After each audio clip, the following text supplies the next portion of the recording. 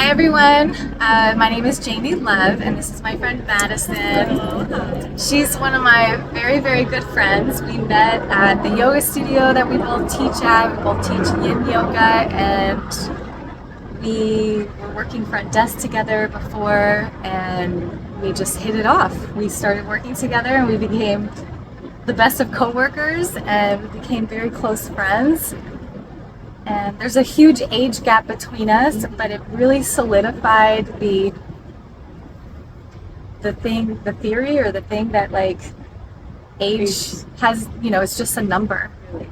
So it's really about your spirit and your energy. And I think one thing that Madison was really intrigued about when we met that gave us some common ground was anti-aging. She was really intrigued by what I'm doing and my lifestyle.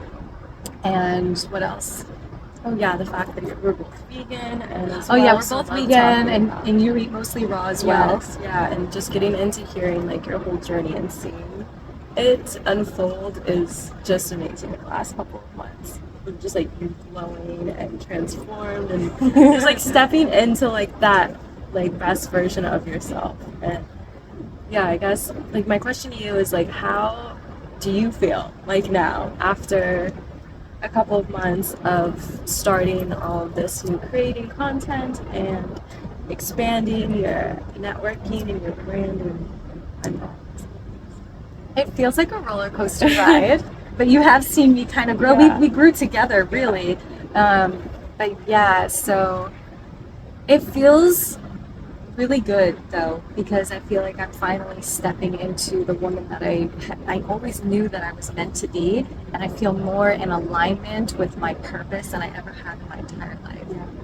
Yeah. It's like there's no like doubt in your mind that you're like missing out on opportunities because you're taking every opportunity that Well, the funny thing is that I'm more in tune with my intuition, especially now that I'm back to eating raw because I've been off and on eating raw. But when you're eating raw and your body is clean and you're eating high vibe foods, your channel. yeah, you're really in tune with the subtle energies and being able to feel when something is right or isn't right. So you can kind of make decisions. Yeah, you're guided. You're divinely guided. You kind of make decisions based on Fast track of like your alignment and you just like align yourself to hear like all the messages of where you need to do and go. Mm-hmm. And so yeah, you feel like way more clear now, like mentally, right? And Yeah, I feel way more expanded too. I feel like even the ideas that I have are bigger. bigger, And not in a box anymore. no, everything just kind of feels like it's flowing. Yeah. It's just your open channel. Like I know that's what I hear all the time is we're always just cutting ourselves off from this like, open channel of just love and creativity that is just abundant and ever flowing like through us.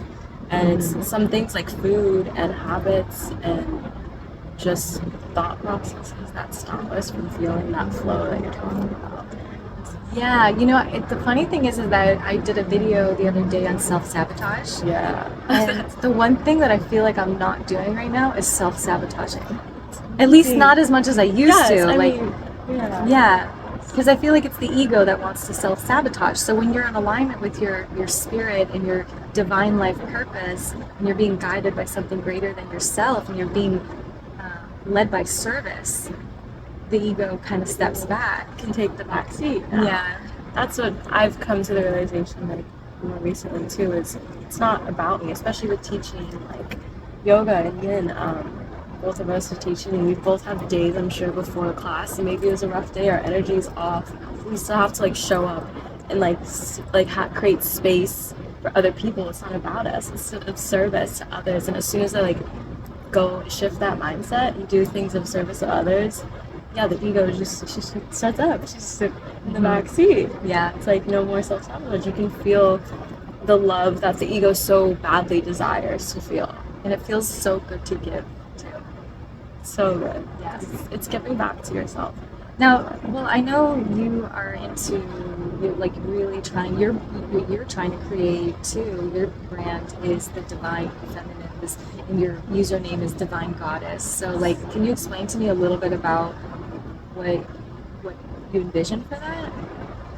Yeah, I think all of that is like coming into clarity and picture now that you said like I'm getting rid of the things that are blocking my self-sabotage to where I can have bigger ideas, more expansive creative things. So for it, like now, I don't have quite a blueprint, but to share things like how you're doing and things that have helped me in my lifestyle create like better healthy habits and to get more in alignment with what feels like my purpose, my higher path, like to just share that knowledge and stuff with people. To have a space where we can talk about yoga, tarot reading, sound baths, meditations, a community in a way.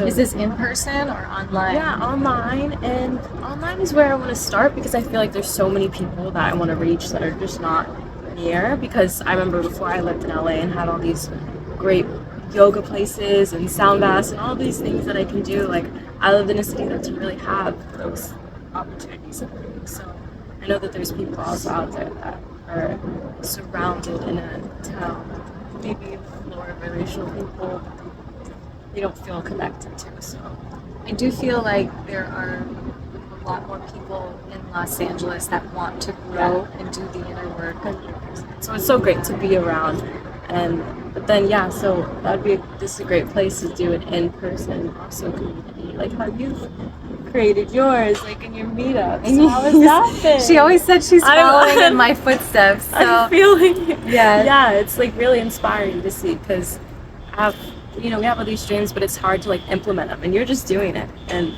you're doing it with like without stressing about all the little details, and just knowing that you will all come together.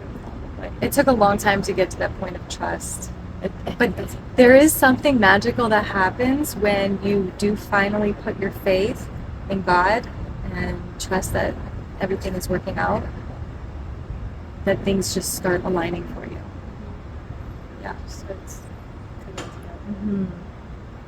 The doors are Yeah, opening. I do feel like I'm being helped in a way. You are 100% being supported now that you're like open to receiving the help. That's always been there. Yeah, and I've been asking for help too. I've been asking for guidance, asking for help. That's so wow. So, the divine goddess, right? Which you totally embody. And I think this is why we're so attracted to each other. We're like kindred spirits, and I feel it in you. You feel it in me, and you have such a pure soul and such a pure energy, and it's so inviting and it's so magnetic, and I definitely know and see that you're going to help a lot of people because you've done a lot of work and you are very young. I did not get to that point at your age. I went through a lot more. I don't know how you're doing it so young, like how you've just, like, sometimes when I'm talking to you, because how young are you? I'm 23. 23. She's 23, I'm 38, and when I'm talking to her, she sounds like she's had a whole life experience. Like I've been that way sometimes. Yeah. I'm like, my soul signed up to just like learn all of this, remember all of the things I'm remembering at a younger age. But it's a lot sometimes. I feel the back and forth, the polarity of like the divine goddess, like my highest version of myself, and then just all of the things that I was taught to be that are like the opposite. Right.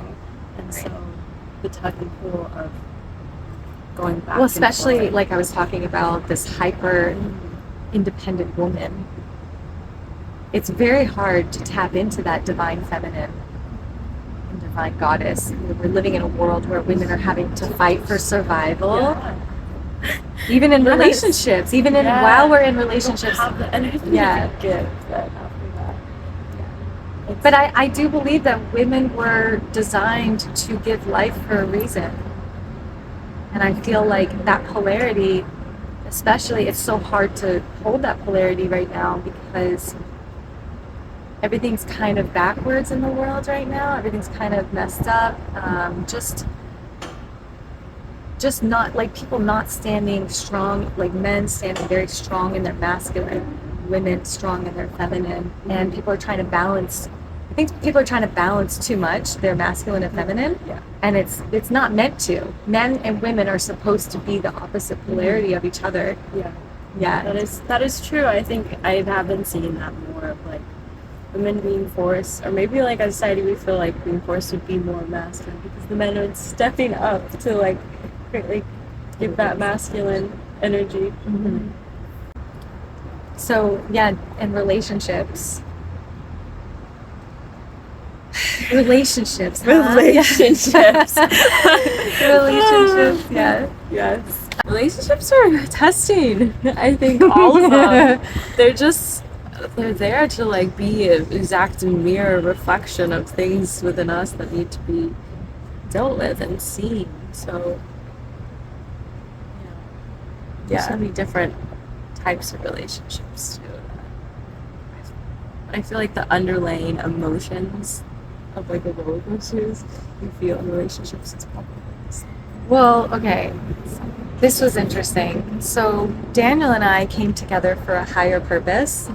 But when we got together the first 2 years, we were raising my kids together, and we had met the first day like in person. Like we came together, we saw each other, met in person the day he moved into my house. And we had only been messaging each other for 3 weeks before he moved here. Oh my So gosh, the day he moved in, you met him in person? In person, yeah. I picked him up from the airport and I was like, okay, we're doing this. Yeah, because because we connected over text messaging and we just fell in love, and we're like, we just felt this calling to come together for a greater purpose. So then I'm trying to think of how, oh yeah, so the first 2 years was us getting to know each other and falling in love, and we were with my children. So he moved into my house. So that was the first 2 years of our relationship. Then we moved to Los Angeles. That was really hard because I came here without my kids, and then COVID happened. I gave up my house, I gave up my car, I gave up, my life. I gave up my child support, because I had faith in this mission that I felt God had placed in my heart, what I'm supposed to do. So I came down here, and that was really hard. Like I went through depression, I went through shame, I went through guilt. I had to face my shadow. So there was a lot of inner work that happened that took place in the past, 3 years after that.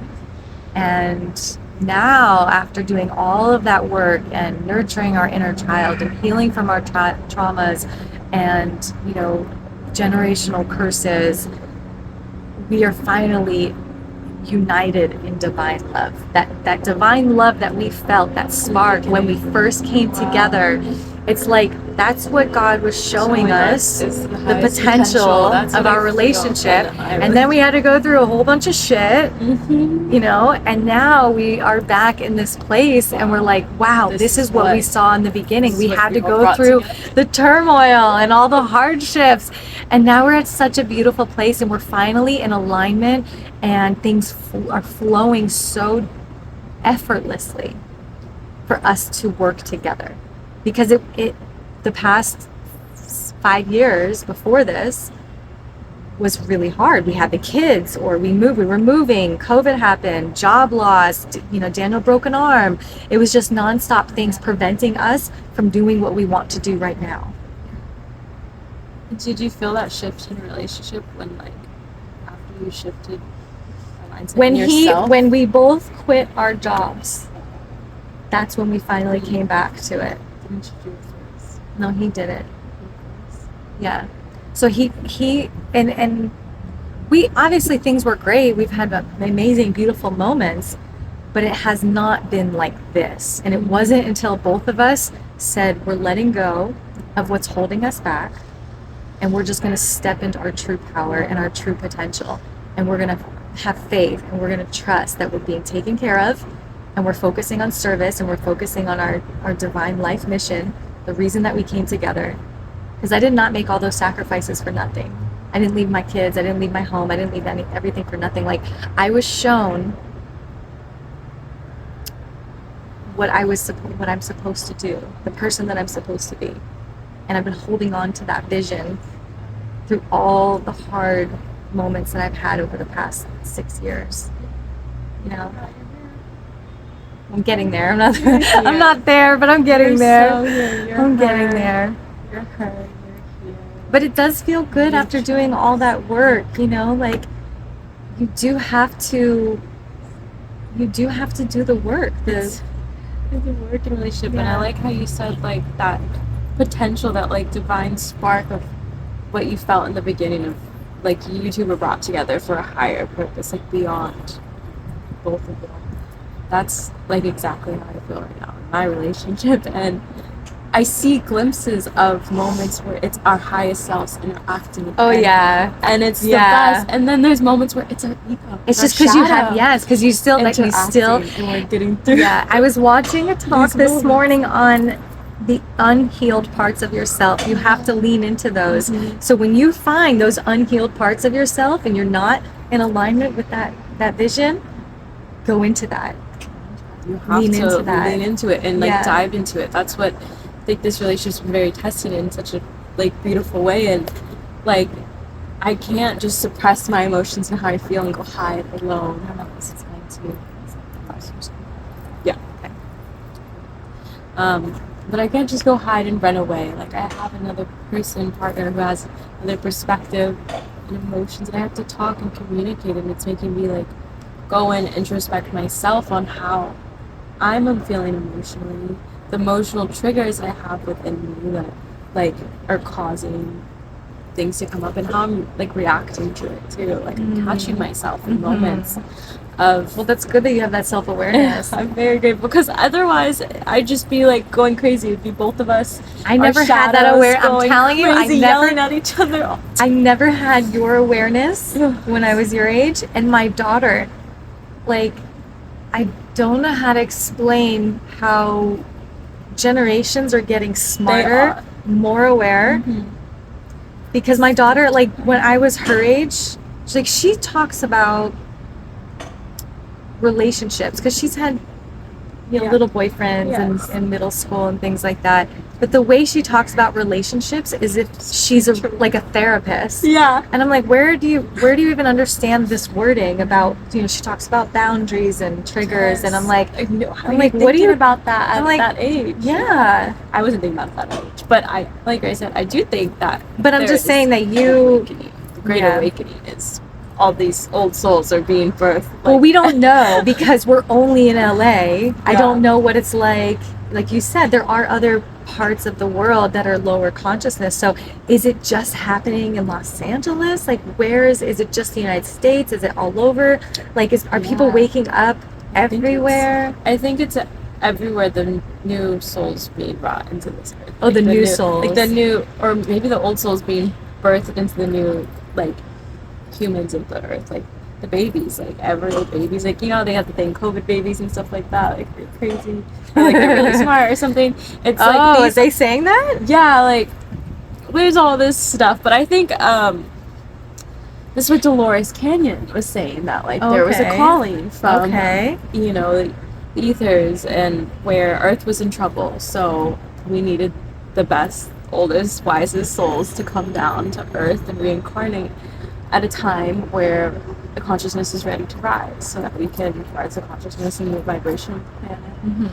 And so, But this we has all supposedly been agreed. happening for a very It's long been happening time. for like not millions of years, but a couple, like for you too, like your soul also shows like when you were born, like I do a couple feel, thousands yeah. of years. Well, That was your well, choice. specifically me, because like I do feel different though. Because like even though maybe generation, Scarcity. but yeah, that there are like people who Stars don't fit in with society or their family, and because I left my whole family. And that's a thing. Like, I that just felt family, like- it's not. yeah. Those are people, like our souls. I mean, I love my family. We I still love talk to them. our I just family. I'm the black sheep of the family that left. And that's Yeah. fair. I heard this that, like, soul tribe, like your soul mates are your family as well. And we're not like, they're not us. So that's also why when we grow more into ourselves, we feel further away from them. because Oh, yeah. you know, because the more I've gotten to myself, Because it does hurt energetically being around them. because of all the childhood trauma that is And caused. the unhealed parts of themselves. That- Because look, that- we've healed parts of ourselves that they haven't healed. Yeah. So when we go back, And you see it that. hurts. It hurts. We feel their unhealed. Oh my gosh, that's so interesting. Because I love my family and I love my children, but even being around my children hurts energetically. It feels like I'm like their pain. it's so heavy. It's almost like you're feeling it. I can't sometimes ask for a long phone call, and I feel part of me feels Drained. guilty and drained. I Yeah. don't have the urge to go back to Texas and to visit and things like this. And it's a part of me is like I'm protecting my energy, but it's like these are also souls that we signed a contract to be birthed into their bloodline and to experience in this life, and those souls are the most challenging, the ones that we're tied to like with our DNA and our blood, like our family.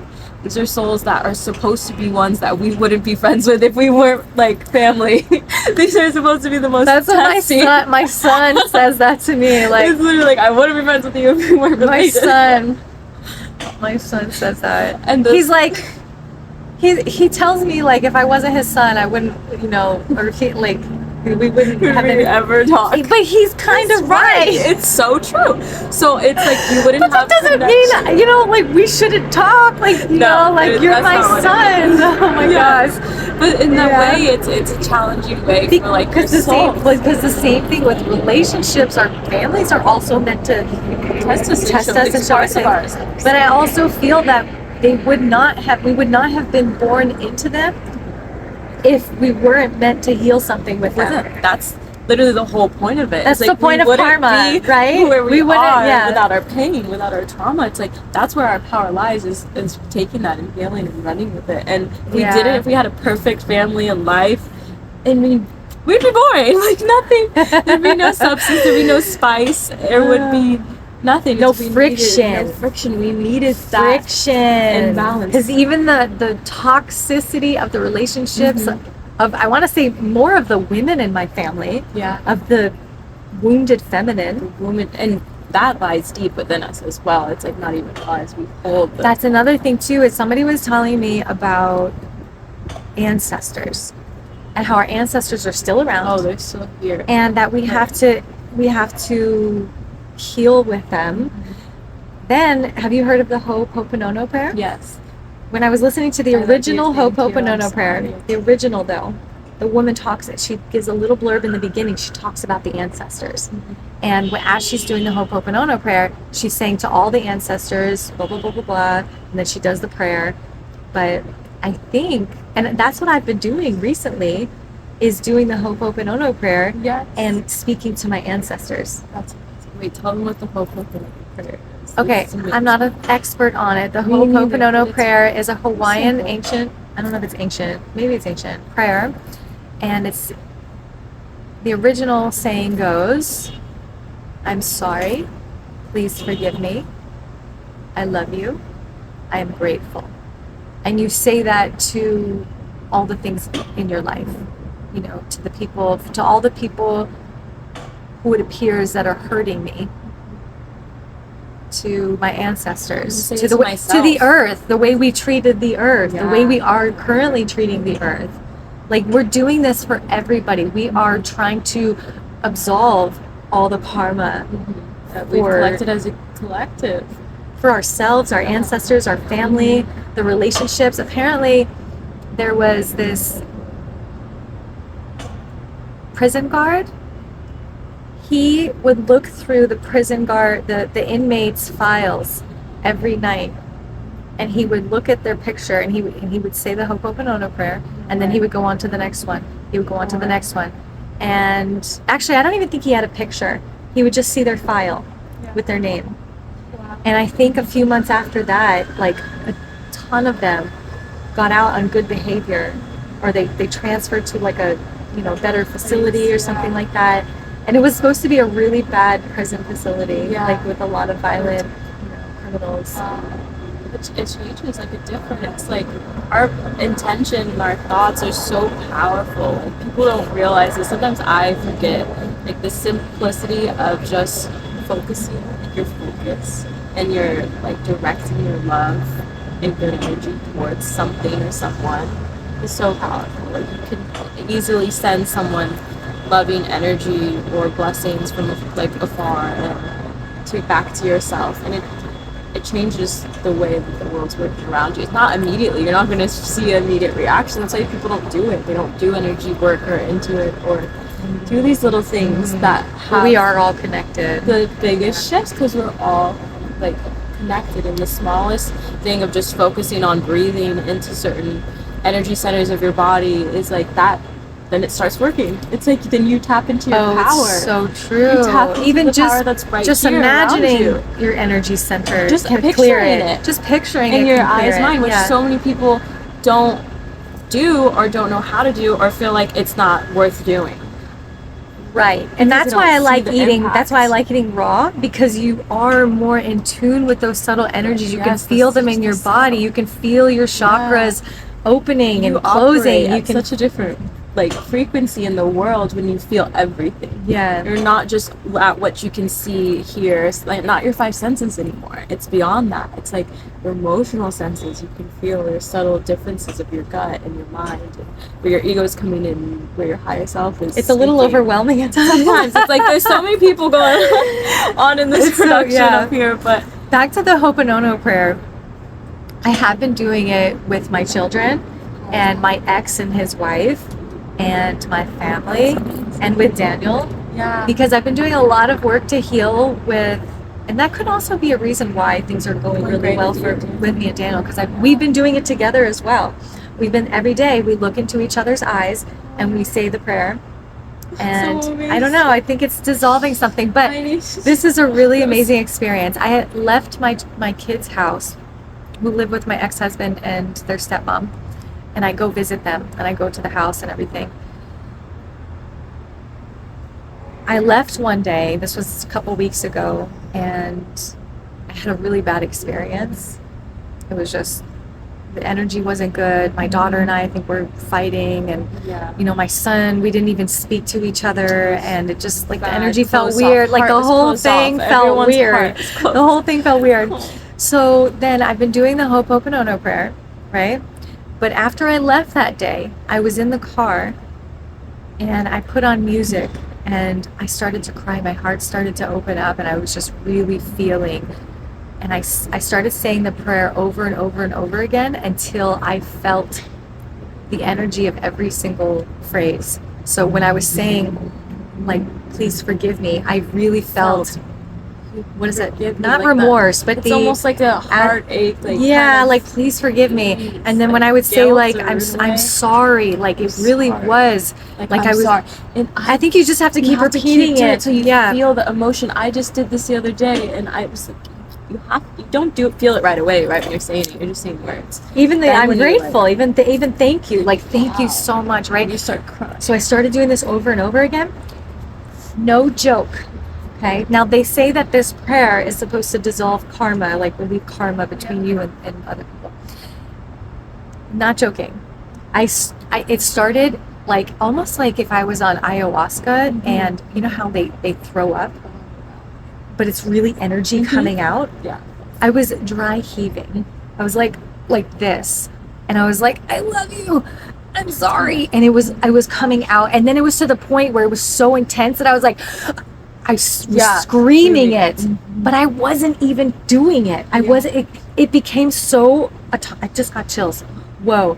Just got goosebumps. It became so autonomous that it was something else. It was coming out of me. Rooted energy. And then when I was screaming out at the top of my lungs, it wasn't even me doing it. It was the energy coming out. I couldn't even stop it. Like I was like, screaming, and I felt, I don't know what it was, but it felt like maybe you could say karma and demons could be very similar. You know, when they say like, getting rid of demons, but like also karmic ties could be demonic, right? Yeah, this reminds me of like the devil card in the tarot. Like they're two souls are tied together to the devil, and it's just like it's karmatic ties. Yeah, so it felt like a demon was literally like I was screaming it out. Yeah, these karmatic And ties are afterward, cutting. I was like, whoa. Like I felt something leave my body, and it felt like the karma was dissolved. Yeah. And but you can read about things, you can study them, you can research them, you can talk about them, you can believe them, but until you experience something firsthand, something so powerful like that. So I highly recommend you guys check it out. Check out the Ho'oponopono prayer. Say it. If you have any kind of issues with your relationships that you're trying to heal, just do that. That's what I always go to when I don't know. I just did this over the past weekend. Me and my boyfriend, we've just been going through our own shadows and everything, and I did something that my soul was telling me to do. It was like write him a letter, not to give to him, but for myself to give. And I actually went to the beach and I got into the ocean and everything. Like I wrote this, and it was so hard for me to get myself to write it, because a lot of the times we know that we have so much built up like karmatic ties or shadows or just demons like within us that want to come out, but we're so used to holding on to it, and our ego is so identified sometimes with this pain and the pain body that it wants to just attach to it. It feels easier to attach to it. It doesn't want to let it go. So I felt this part of me resisting the urge to write, like to grab the paper, to grab the pen, even though it was right there. I was like, oh, I'll do it once we get to the beach. I'll do it later. I'll do it then. My soul was like, do it now. There's something, like I felt it coming in my throat. Like I was getting sick almost. I was like, there's something that needs to come out of you. I felt that before a lot. Sick. That happens to me. Oh my God. And I was like, what is coming up? And then even when I grabbed the paper and the pen and I sat out there, it took a minute to get myself, because I knew I was about to face myself. I knew I was about to face these parts of myself that I was shutting away, that I was closing off, that I was keeping in the dark. I knew I was about to shine light on them. It wasn't going to feel like, okay, it was going to come up like in the way you described, and it was. And even when I was writing, and at some point I did write the Ho'oponopono, like, I love you, I'm sorry, forgive you, writing that. And then so writing that, and then just everything else that was flowing and I was feeling, and it basically apologizing and saying sorry and saying things I want, like everything I was feeling into this letter to him. It's like a 4-page letter that I wrote. Wow, that's so sweet. Like crying, like as it, admitting things on it that I never been able to admit out loud verbally too. It's great to write down because it gets it out of you. Like, it's not ours to hold. We don't need to hold on to this. That's why I like talking, but then sometimes I think you're putting your stuff onto somebody else. So maybe writing would be a better option for me, because I do need to get it out. Like, moving your body's great to get out. Journaling, like, I need to do it more, but that felt so healing. But even when I did get it out and it was on paper, it still felt like it was there. Like, I needed to, like, close it off a little bit. I like talking. I don't know. For me, talk therapy is so powerful, so healing. Like, voice record things to yourself. I found, like, from a couple years ago, like, voice memos to myself. And there was one that was telling me, like, I was crying after something that happened with my apartment, and I was telling myself, I don't deserve this. I deserve this. I deserve to feel this way. I deserve to feel this way. I was like crying. And I listened to it the other day while I was up here. Oh, wow. And I was like, I got what I deserve now. Like, it was all these things. Like, I deserve to have parking. I deserve to feel safe and walk around and have a good That place. is something, yeah. And did you say affirmations or? I was saying it. I could show you it later. Like, I was crying. I was just feeling. You were saying in the memo that you don't deserve it? Yeah, I was saying.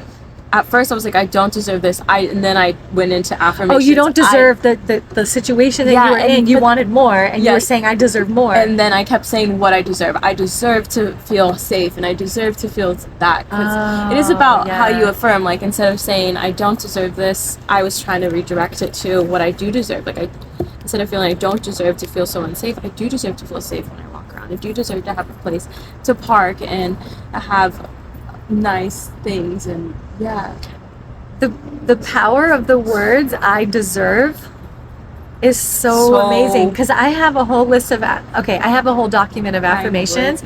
There's over 500 affirmations, and I try to read through the whole thing as often as I can, and it takes me 20-25 minutes. Like, sometimes I'll just speed through it just subconsciously. So, like, I'll just kind of I'll just scroll So you wrote through. about that. I wrote over the past 6 years. I've been collecting these affirmations. Every time I feel lack in something, I affirm the opposite or what I want to attract, and I That's just put it in this memo. So I have 500 affirmations that I've been collecting over the past 6 years. Yeah. And when I go back and I read through the beginning ones, some of the things that I have been affirming are now manifesting in your life. Yes. Yeah, And like it's not going to happen right away. No, because I think it doesn't happen right away because our mind isn't convinced right away. If you have lived your whole life thinking that you don't deserve something, and life has been proving that to you because it shows you what you like want out of life, then you won't like feel that. It takes a while to convince your subconscious that you do deserve it, and then once you finally get there, then life can give that to you. Right. And not just that, not just for things I want in my life, but the person that I want to be. So I also affirm all the qualities that I want to embody, the person that I picture myself being. I write all of these out, and now I feel like I'm way more in alignment with her, this person, you know, my true self. Yeah, because you have a clear vision of her now. I hear this a lot too. It's just like, what is that dream version of you? What is she? Sometimes people don't even know, right? They don't know. That's the hardest thing is we all want like or chasing desire, but half the time we don't sit down and ask what we want. Like, what do you really want out of life? It's a hard question that like is still on my mind all of the time. But if you go up to someone and you just ask them, what do you want? Like, you can have anything. You can have anything. Yeah. Well, it's kind of. It's also. want? It's hard. You have to think about it. It's also like. When I think about, because sometimes I think about doing a TED Talk, and a TED Talk is like a 10-15 minute message that you're going to share with the world, right? So if you really think about it, and let's say we were going to do a TED Talk right now, and someone said, I'm going to give you 10 to 15 minutes to share a message with the entire world at one time. What are you going to talk about? What's your message? What's your message? What's your message? Wow. Yeah, like what do you want to say? If you had one thing that you could share with the world, if somebody was giving you an opportunity to talk for 10 to 15 minutes, what is inside of your heart that you would want to share to make it? How do you want to make an impact? What is your 10-minute message? And that's placed there by a higher power. Like that gets into what's unlocked in your heart, like your purpose to serve. That's powerful to think about it. I'm gonna journal on that. That's a great prompt. If you have a 10-minute TED Talk, like, 10-minute TED Talk. Oh, that is a good prompt. What is your message? Because I mean, that just can get into your whole life. Because once you figure out your message, you can figure out how you can like lead your life in a way that is adding value to that, is serving that message. Right. Like more. Because I feel like we just walk through life sometimes just on autopilot. We're just doing things just because we think we have to do it or because we're used to doing it. When you know what you're here to do, but we're not doing it. Wait, say that again. But yeah, but if you know what you're here to do, if you have a clear viewing of like your message, well then you have something to work towards. Yeah, you know how to like run, like operate. Because, in the world. without your message, if somebody, let's say for somebody wants to interview you because they love what you're doing and they want you to share your story or share your message. If you don't know what it is, the opportunity, you can't embrace the opportunity, right? So you have to get very clear in your vision, very clear on the person that you want to be, very clear on how you want to make an impact, and very clear in your message to the world.